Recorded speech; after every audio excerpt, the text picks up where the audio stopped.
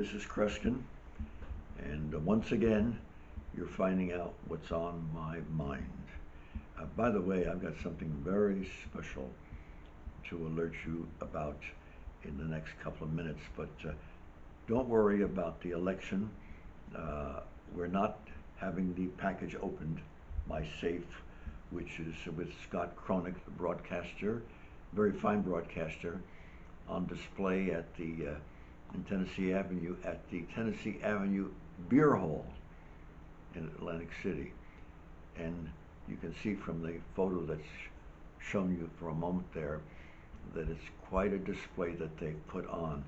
But the results are not going to be revealed until we are fully aware. It's been made clear by the high integrity of our politicians who has been elected for president. That's rather significant, what I'm turning to now, because I have to tell you, I made a prediction about and this is what's on my mind, of course, but I made a prediction about a year or two ago that if we had a massive mail order campaign for the election, and that people would be filling out these mail pieces, send them in, we'd have a chaotic revolution. I didn't foresee this. I sensed that our politicians were going to see that this happen, because if you think that the reason was for the election results and giving everybody an opportunity, please re-examine why politicians do certain things. They did it because of the chaos it's created. And don't think that they didn't know it was going to be chaos. They knew, and they planned it. And with the investors, the multimillionaires that are investing in it, it's for them paying off because they wanted confusion.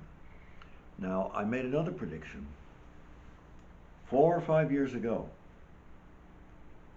It's in one of my books, the current one, of course, The Adventures of the Amazing Kreskin. It's not the book I'm speaking of. This is much more in the past. That we would have since a scenario like this could happen, where there's a shutdown of an area of a country or a nation or what have you, that we would have at the end of this year a tremendous awakening of interest in spiritualism and spirit communication. No, I'm not going back to the days of Houdini, almost a century ago. I'm going back to the fact that after every major crisis in modern history, First World War, Second World War, etc., there has been a great interest in seances. And with the death of part of our culture, temporarily we hope, this past year, it doesn't surprise me that I'm now learning this is exactly what's happening. People are now attending or having their own seances.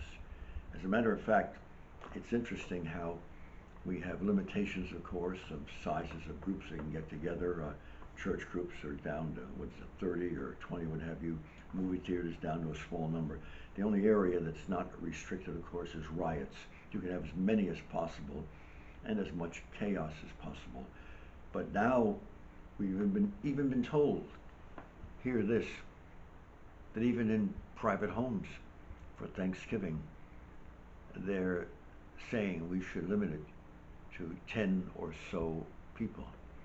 It's gotten so serious in England, and it's one of my favorite countries, but I don't know if you've heard that in a few cases, some of the private homes were broken into, doors were broken down by the police because they heard or learned that the size of the group inside the private home was larger than restrictions were promulgated.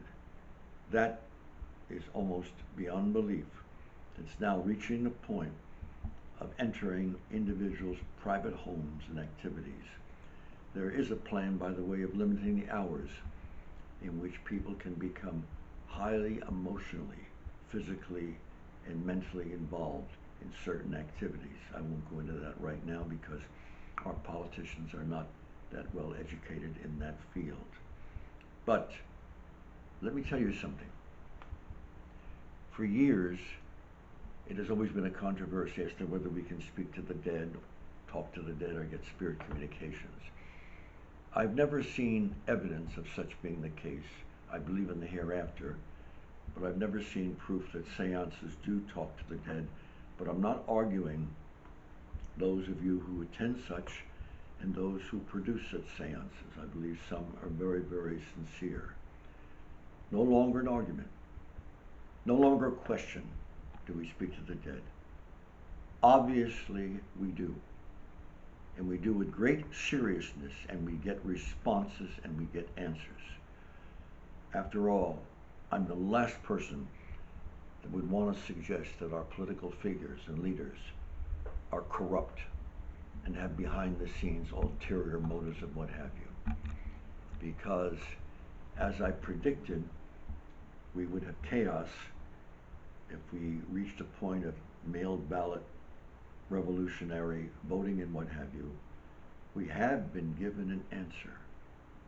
We now know that it's possible to hear from the dead because, and I'm sure you've seen this in the news, I don't know now if it's hundreds or thousands, but we now have evidence that a considerable number of people who voted in this last presidential election have been dead for years. If you saw on television the other night on a news broadcast, lists upon lists of names, who they are, where they lived, and the date of their passing. And one person had died over a century ago. So thanks to the integrity and high level quality of our political figures, we now know that we can speak or hear from the dead.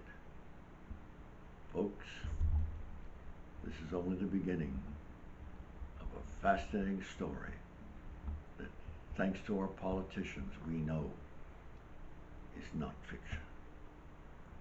To be continued.